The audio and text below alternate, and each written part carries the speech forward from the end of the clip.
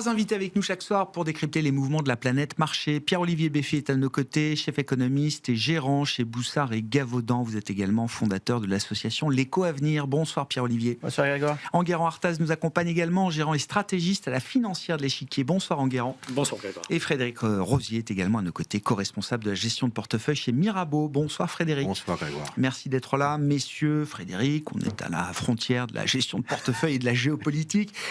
Comment vous comprenez cette séance? Est-ce qu'on a envie d'appeler cette séance une séance pivot après 3 semaines révolues de conflits, de crise iranienne et de conflits dans le Golfe, au Moyen-Orient? Et quel degré de confiance est-ce qu'on a dans l'idée que des discussions constructives telles que les décrets Donald Trump peuvent amener à une résolution prochaine de cette crise? Degré de confiance, 0. D'accord. Voilà, Première réponse. Voilà, c'est au moins vous le dites. Je pense qu'il ne faut pas s'emballer là-dessus. Je pense que il gagne du temps. Donald Trump gagne du temps. Il a besoin, parce qu'on le sait, d'un point de vue stratégique, le déploiement des forces américaines n'est pas totalement terminé. Et je pense que, au regard de ce qu'il a et son agenda qui est très serré, parce que l'agenda de Donald Trump, au-delà de la problématique des 60 jours, sur lesquels il doit faire appel au Congrès pour continuer les hostilités, puis derrière, ce qu'on appelle la drive-in season aux États-Unis qui commence, en gros, début mai, c'est-à-dire qu'il a un agenda quasiment de 1 mois. Il faut à tout prix que d'ici la fin du mois d'avril, le conflit s'arrête, sinon... Et que les cours du pétrole retombent comme une pierre. Oui, parce que la hausse de la demande de pétrole, par exemple, de la drive-in season, c'est à peu près 500 000, 600 000 barils de plus. Donc la consommation augmente significativement entre avril, mai, jusqu'à un pic au mois de juillet. Et ça, les Américains, quand ils voient le gallon à 5 $ et plus, ils le sentent passer. Donc ça a une incidence, d'ailleurs, sur l'inflation. Je pense que cet agenda le contraint, à mon avis, de gagner un peu de temps pour finalement accélérer les hostilités, pour pouvoir après désengager quelque part et désescalader le conflit. D'accord, donc on n'est peut-être pas encore au vrai moment de la désescalade. J'y crois pas un instant. C'est pour ça qu'il faut être très très prudent sur les mouvements. Par contre, mais c'est un peu les mêmes mouvements qu'on a connus pour le Covid ou même pour l'Ukraine. C'est toujours intéressant de voir comment le marché réagit à l'idée qu'il puisse y avoir une fin de conflit. Faites une capture d'écran de ce qui se passe. Et vous allez avoir une idée de ce qui va se passer quand les hostilités vont s'arrêter. Ça vous donne vraiment... C'est un playbook, là. C'est un playbook. Cette séance, c'est un guide pour plus tard. Voilà, vous savez, comme au théâtre, on fait la première, la générale. Ouais. Je pense que c'est pas mal parce que ça vous donne une idée de ce qu'il faut faire, peut-être par phase d'accumulation, pour préparer l'hypothèse d'un rebond qui sera peut-être de courte durée, pas forcément très haut, parce qu'il y a des problématiques de croissance derrière. Il y aura des impacts, clairement, à la fois sur l'inflation, mais également sur la croissance. Mais je pense que c'est très très bien et ça nous donne finalement un examen blanc comme au bac. Et moi j'aime bien, clairement j'aime bien ces phases-là, parce que c'est aussi un petit mouvement qu'on a pu faire sur le portefeuille en regardant les valorisations d'acteurs comme Total et autres, en disant tiens, c'est quand même avec un baril cher, ça commence à être bien pricé, peut-être il faut commencer à regarder un petit peu les prises de bénéfices, même sur des acteurs qui profitent, entre guillemets, de la situation. Donc pour moi, c'est une répétition générale. Mais votre scénario central à ce stade, ça reste quand même qu'on n'a peut-être pas vu encore le point de capitulation, le point de douleur le plus important sur les marchés, j'entends. De toute façon, pour finir les hostilités, il faut que tout le monde sorte la tête haute. Voilà, donc c'est pas forcément encore le cas, donc je pense effectivement que c'est une question de temps, peut-être de 1 semaine, 2 semaines, 3 semaines, mais ça passera à mon avis par une zone de stress. C'est de la géopolitique, on n'est pas honnête là-dessus, mais voilà, c'est un sentiment au regard de ce qu'on a connu par le passé que ça pourrait arriver comme ça. Bon, avec toute l'humilité qu'il faut évidemment dans ce genre de situation, Enguerrand, quel type de développement effectivement on peut imaginer désormais après 3 semaines révolues de crise, de conflits, les mouvements de marché qu'on a observés jusqu'à il y a quelques heures, les tensions qui se sont cristallisées sur les matières premières, l'énergie, sur les taux souverains également. Qu'est-ce que ça laisse comme place au futur développement? Et puis en intégrant bien sûr les propos de Donald Trump il y a quelques heures.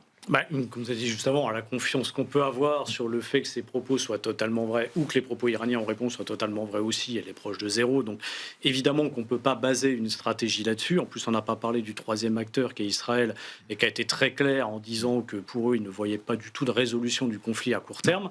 Et je pense que la voix d'Israël n'est pas totalement anodine dans ce conflit. Donc est-ce qu'on a vu le maximum des tensions géopolitiques ?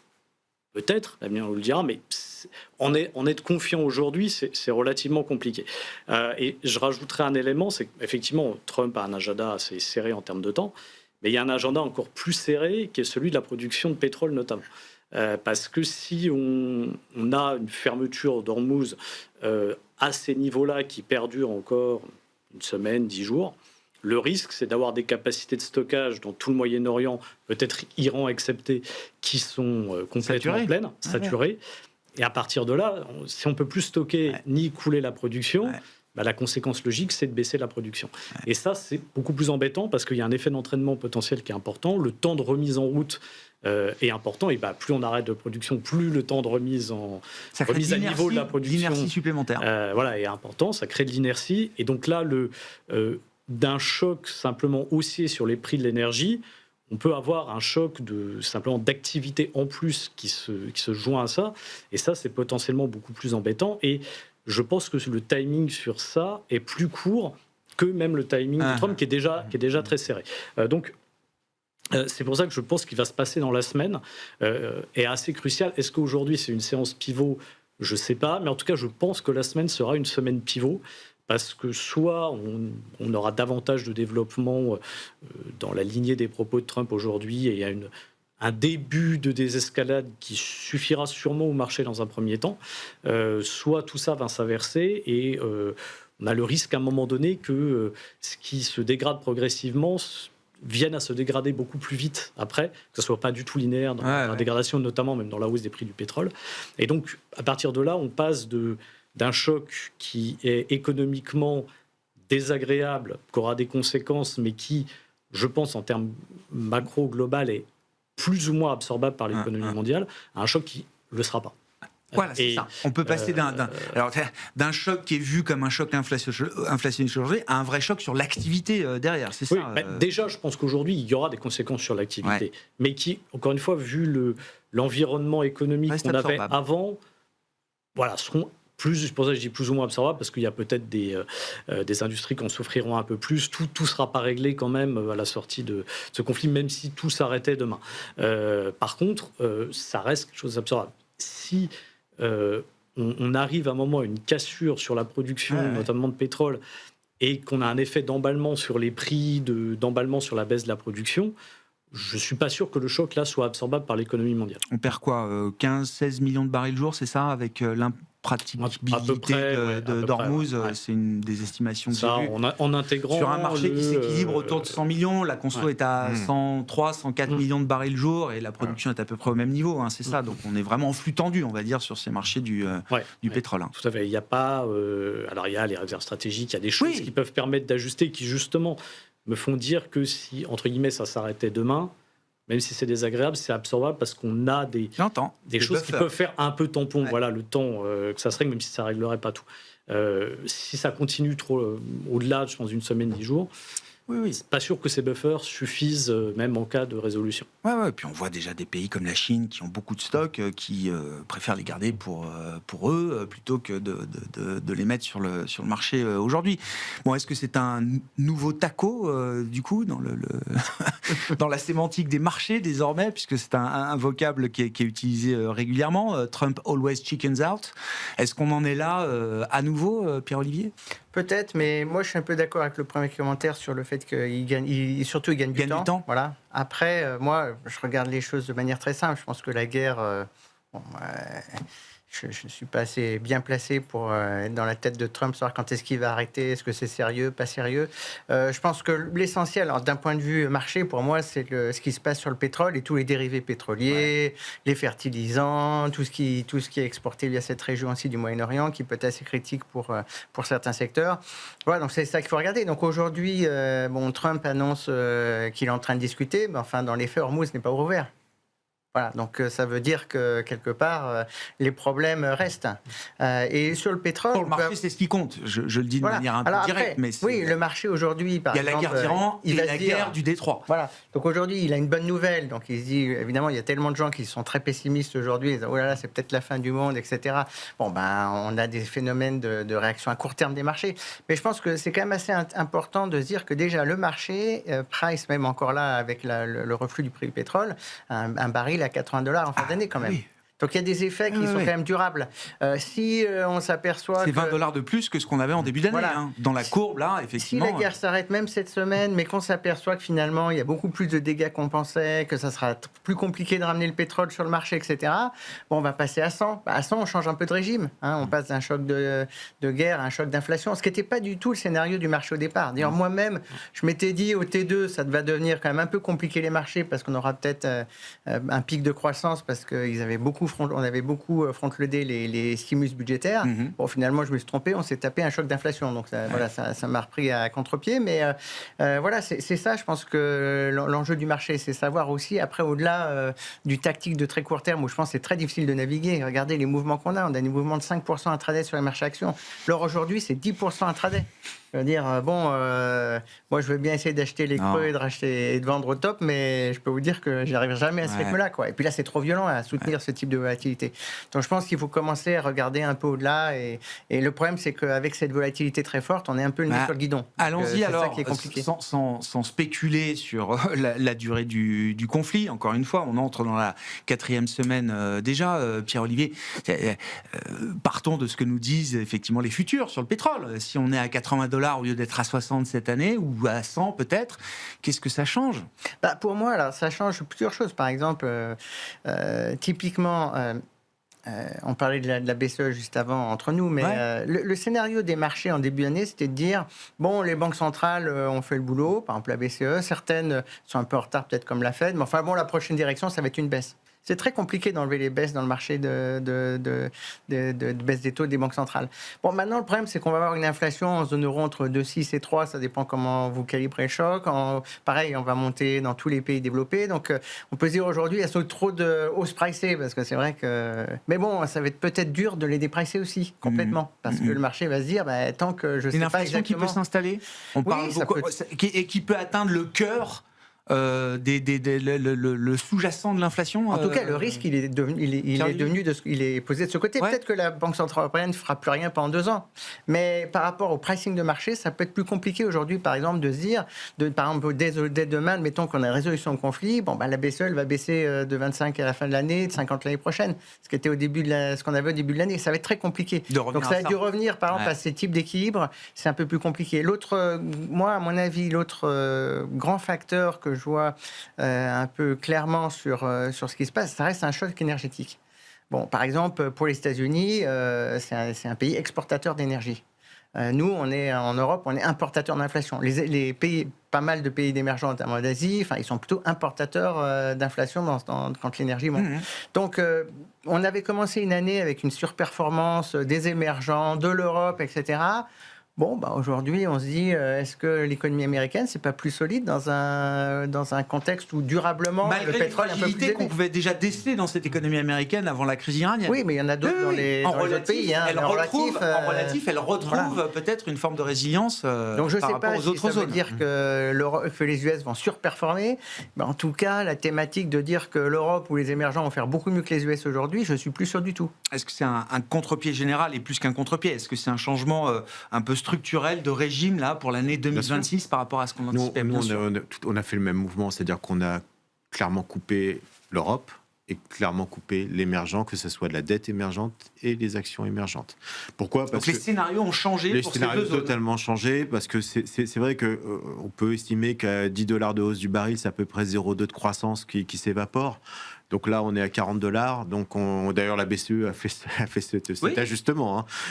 Puis, il y a des pays qui vont beaucoup plus souffrir. C'est-à-dire que, de manière technique, l'Allemagne, elle est en récession. Et on ne voit pas comment l'Allemagne, qui, je répète, importe 2 fois plus de produits pétroliers que la France, parce que le mix énergétique entre le gaz et le pétrole, il y a le charbon maintenant. L'Italie importe beaucoup aussi, donc, indépendante. Donc, nous, on est un peu protégés quand même malgré tout. Et donc, c'est vrai que le mid-market, vous savez, on revient tout le temps à ce moment des valeurs moyennes, mais c'est vrai qu'on peut imaginer que le mid-market dans ces pays-là, qui a beaucoup progressé d'ailleurs, pourrait être amené à souffrir. Donc nous, on a coupé vraiment ces positions de manière assez forte. Et sur l'émergent, attention, l'émergent, j'aime pas ce terme parce que c'est un terme générique et il y a émergent et émergent. Il y a l'émergent consommateur et puis il y a le Brésil et l'Afrique du Sud. Il y a ceux qui produisent. Et donc ceux qui produisent ne sont pas du tout... Regardez un peu la réaction du Brésil, et je crois aujourd'hui d'ailleurs sur la hausse.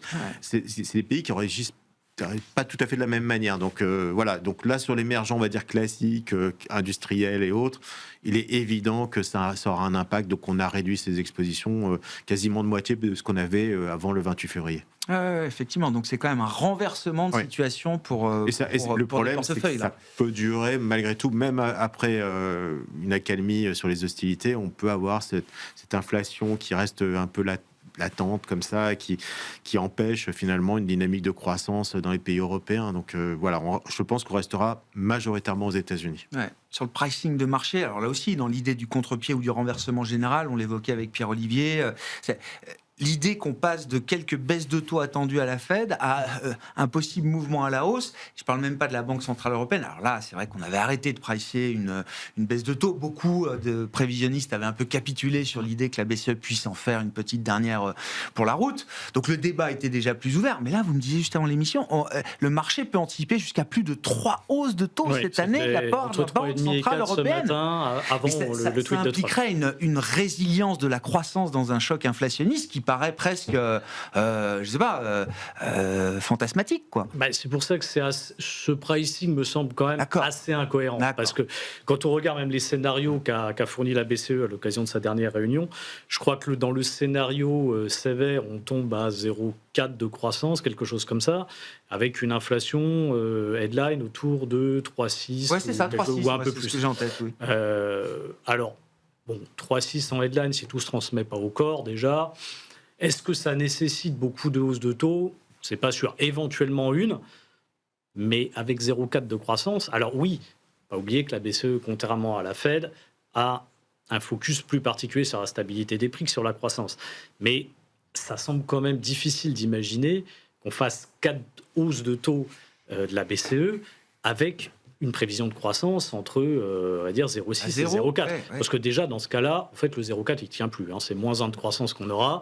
Et l'inflation, elle se résorbera peut-être un peu plus vite, mais elle se résorbera peut-être plus par une forte chute de la demande et une récession que par l'action de la Banque centrale. Donc, je pense que ça, c'est assez déraisonnable. Après, il est vrai qu'on a des discours d'une partie des officiels de la BCE qui n'aident pas, parce qu'on a une partie de la BCE qui garde un logiciel, on va dire, très premier choc pétrolier, en fait, donc qui résonne un peu comme ça, et c'était déjà le cas avant le conflit iranien. Donc ça n'aide pas vraiment à communiquer quelque chose d'un peu plus cohérent au marché.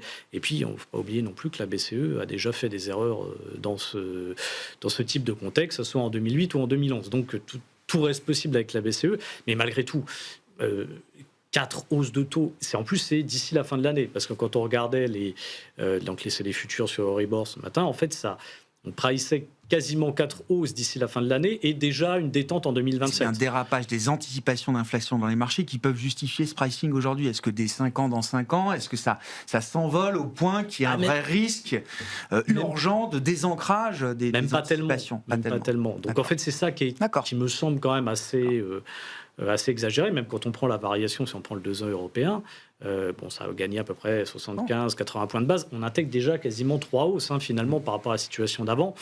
Ça me semble un petit peu beaucoup. Oui, on repousse clairement l'hypothèse d'une baisse de taux additionnel ou d'un ajustement additionnel. De là, envisager des hausses, surtout vu quand même la dynamique économique européenne, ça me semble assez exagéré. Qu'est-ce que peuvent faire de mieux à ce stade les banques centrales, Pierre-Olivier ? Et peut-être que le cas de la Fed est différent de celui de la Banque centrale européenne.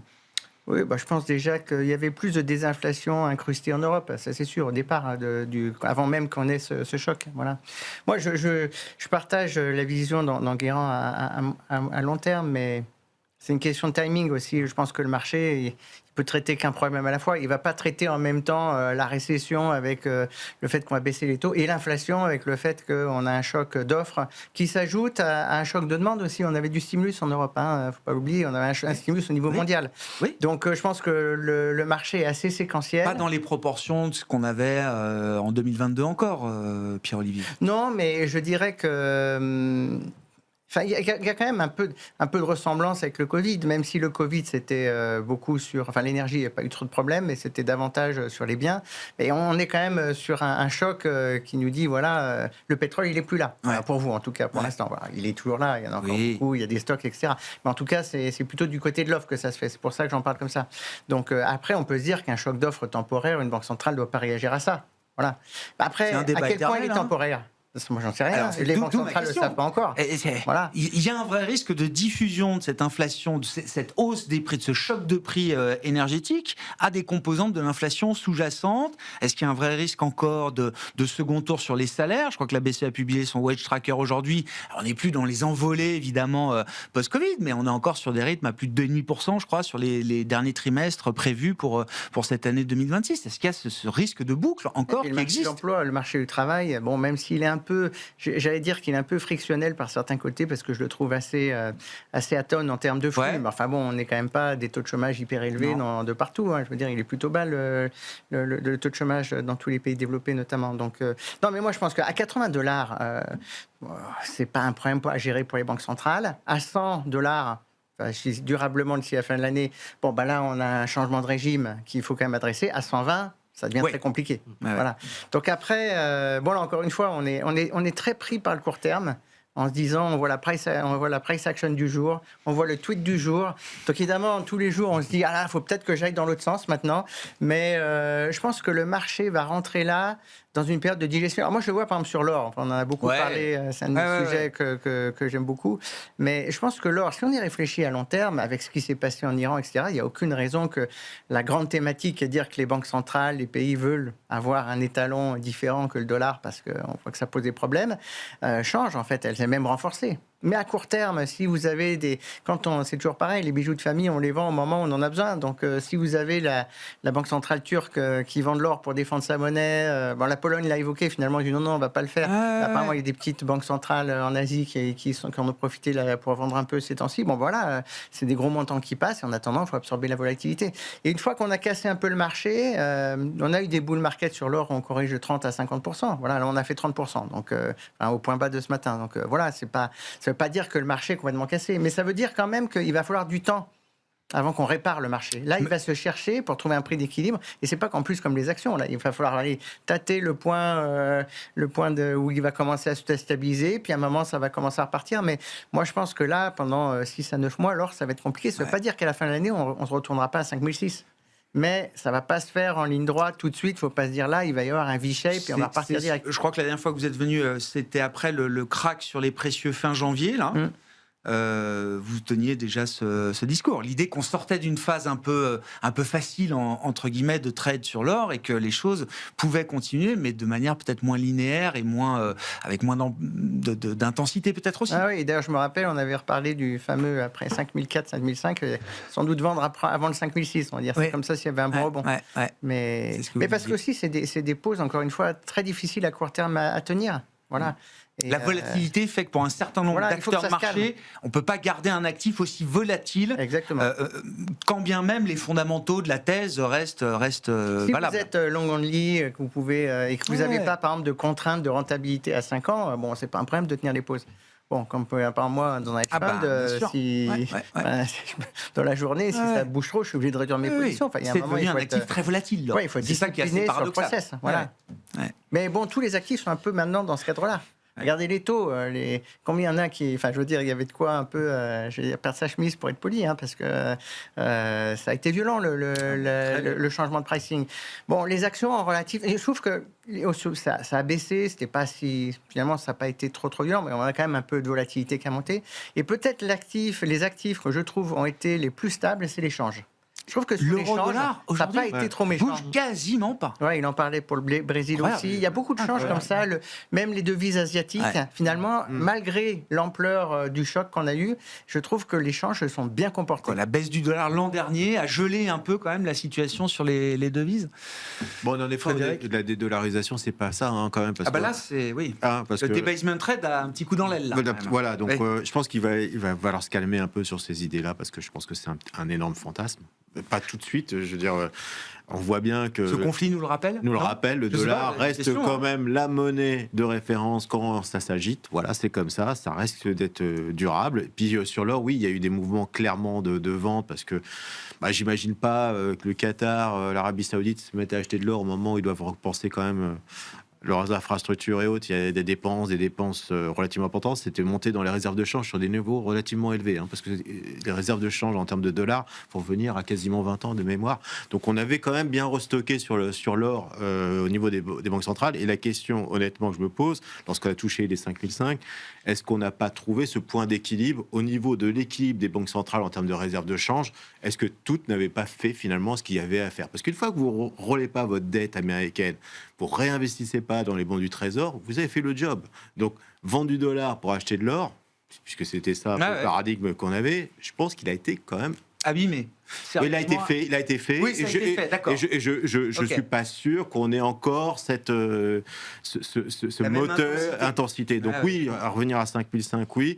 Ça nous rappelle aussi une chose, c'est que croire qu'il y a de la décorrélation sur le marché, c'est un fantasme aussi. C'est-à-dire que quand il y a un collapse, quand il y a une baisse, généralement, l'intégralité des actifs se mettent à baisser quoi qu'il arrive à un moment donné. Alors, peut-être avec des effets retard, mais la réalité, c'est très difficile de trouver dans un mouvement de cette amplitude-là une force. Alors, ça peut être l'avantage d'avoir tous les actifs qui ont baissé, c'est que ça a minimisé quand même l'impact négatif sur les actions, pour le coup. Parce que, mine de rien, vous êtes investisseur sur des actions américaines, vous n'avez pas perdu votre chemise, honnêtement, dans cette phase-là. Et si vous êtes sur les technos, là, en tout cas, depuis le déclenchement, avant, c'était un peu plus délicat, mais c'est presque $1. Donc, et ça, ces mouvements-là, enfin, encore une fois, je reprends votre playbook, effectivement, et les enseignements d'une séance comme ça de soulagement. On verra si c'est le début de quelque chose ou s'il faut en passer par une escalade supplémentaire, plus de douleur pour les marchés avant de revoir ce type de mouvement. Mais ça veut dire quand même qu'on est prêt à réinvestir et à réallouer vers la zone dollar. Ça veut dire qu'on est prêt à réallouer vers enfin, tout ce qu'on avait lâché depuis des mois. La tech américaine corrige depuis octobre. On commençait à voir les gens en sortir. Le software, j'en parle même pas. Donc, est-ce qu'on va réviser l'ensemble de ces jugements dans l'idée de post-conflit, quoi? La thématique de demain, on la connaît déjà. Parce que déjà, quand vous êtes... Je pense que vous avez même... on reçoit des appels de providers qui disent « Aïe, on a une idée, les infrastructures ». Et je pense que tout le monde a été appelé depuis une semaine en disant il va falloir reconstruire tout ce qu'on a cassé. Donc ça part notamment des usines de désalinisation au Proche-Orient, ça parle de thématiques d'énergie, il y a l'armement qui existait déjà. Donc les thématiques, elles sont prêtes, elles sont engagées. Et donc il y a des nouveaux projets d'investissement qui arrivent. Alors ça marche jamais, clairement, en investissement, ces trucs-là, mais...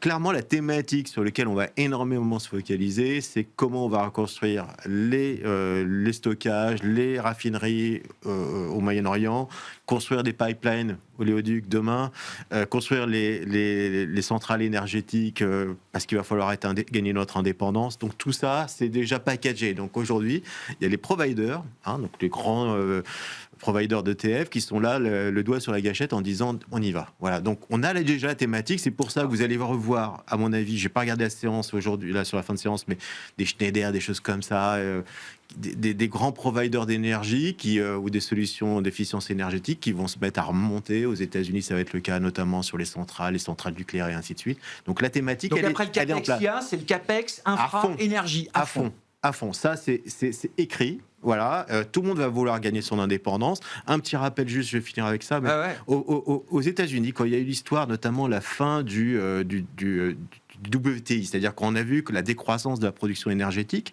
les Américains avaient reformaté leur capacité de raffinage. Oui.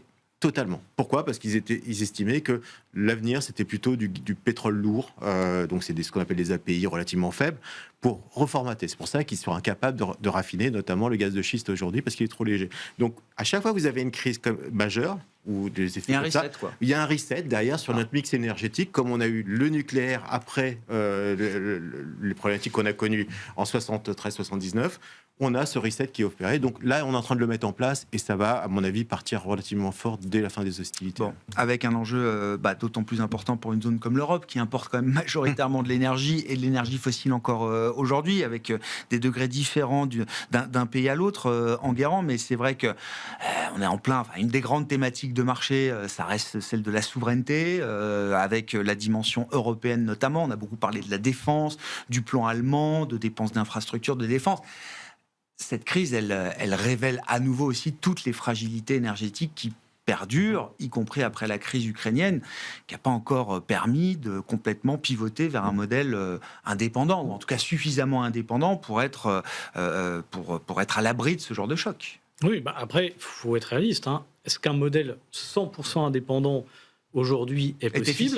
Oui, non, mais même possible. Simplement est possible. Ça, oui. Non, le renouvelable, les produits très majoritairement en Chine, et il y a beaucoup de terres rares dans les infrastructures de renouvelables, on dépend de la Chine. L'uranium, jusqu'à preuve du contraire, on n'en trouve pas beaucoup quand même dans la plaine de la Beauce. Donc, malgré tout, il y aura toujours une dépendance à un moment donné vis-à-vis d'un pays ou d'un autre, d'une zone géographique ou d'une autre. C'est un peu ce dont on discutait avant l'émission. L'enjeu, c'est de diversifier ces sources d'approvisionnement, que ce soit en termes de pays ou de zone géographique d'origine ou en termes de typologie d'énergie. Souveraineté, c'est pas forcément indépendance, c'est être capable d'avoir accès au moment où voilà, je veux et j'ai besoin d'avoir sur son sol, mais en tout cas, c'est pouvoir sécuriser ses approvisionnements. Et aussi développer des technologies qui permettent ou bien de mieux stocker ou bien de réduire la dépense énergétique, etc. Enfin, il n'y a pas uniquement l'approvisionnement en énergie, il y a plein d'autres blocs qui se mettent où. Mais donc, la situation actuelle, elle prouve plus que jamais la nécessité de ce mouvement-là. Elle prouve plus que jamais que la thématique de la souveraineté, et va dire du retour de la conflictualité géopolitique, ça va rester central dans l'économie et dans les marchés pour au moins la prochaine décennie, si ce n'est plus. Mais c'est sur le temps long, ce genre de choses. Et là, on revient un peu sur le sujet qu'on avait avant en parlant des taux de la BCE, c'est qu'il faut les financer aussi. Et bon, c'est peu de dire qu'en Europe, les capacités de financement sont limitées, à part pour certains pays comme l'Allemagne. Et puis, forcément, avec des taux qui montent, avec des banques centrales qui sont peut-être pas forcément supportives pour l'économie, ça rend la chose d'autant plus compliquée. Donc oui, cette thématique-là, elle reste porteuse. Maintenant, c'est toujours la même chose, c'est des thématiques sur le temps long. Est-ce que c'est ça qui va fonctionner? On entend beaucoup parler aussi d'électrification aujourd'hui. Et oui, à moyen long terme, c'est certain que c'est une thématique intéressante. Est-ce que c'est ce qu'il faudra jouer tout de suite dès la fin du conflit? Ça reste à voir. Beaucoup de choses seront peut-être aussi suranticipées, très vendues, notamment pour les acteurs de marché, les brokers, etc. Et peut-être que ce sera certainement pas de toute façon en ligne droite. Il peut y avoir des moments de décorrélation entre la dynamique boursière d'un thème et les horizons de ce thème, effectivement, dans la durée. Complètement. Oui, l'enjeu énergétique de l'Europe, ça redevient quelque chose de central dans le thème marchés globaux. Pierre-Olivier, est-ce que ça fait renaître également un risque de fragmentation de la zone euro, dont on parlait plus? Au contraire, on avait une forme de convergence très forte des taux souverains. Je ne sais pas, parce que l'Europe du Sud se porte bien. On a le cas de la France, mais finalement la France, on arrive quand même à faire un budget. On aura les élections l'année prochaine qui vont être sans doute un point un peu névralgique sur le marché. Est-ce que ça en est systémique? Je ne suis pas certain. Non, mais je pense que par contre, pour l'Europe, ce qu'a dit Enguerrand, c'est assez juste. Je partage pour moi, encore une fois, le choc du Covid, qui est aussi un choc d'offres, est un bon exemple. Quand on a eu le Covid, qu'est-ce qui s'est passé? Après tout, le gouvernement, on dit non, mais il faut la souveraineté pour produire des médicaments. C'est plus normal qu'on soit dépendant des molécules en Inde, etc. Enfin, ça a pris combien de temps, cette histoire? Je veux dire, est-ce qu'on est... regardez le Doliprane, etc. Enfin, on avance très lentement. Là, c'est un peu pareil. Oui, mais c'est évident qu'on va se dire, c'est quand même bizarre, il nous faut quand même de l'énergie, etc. Donc, alors moi, là-dessus, je pense que les vrais gagnants, c'est ceux qui anticipent. Pour moi, les Chinois, ils ont 10 ans d'avance. Là, regardez, les pétroles, ils avaient des grands stocks. Ils ont les raffineries. Ils disent, non, ça ne sera pas pour les autres.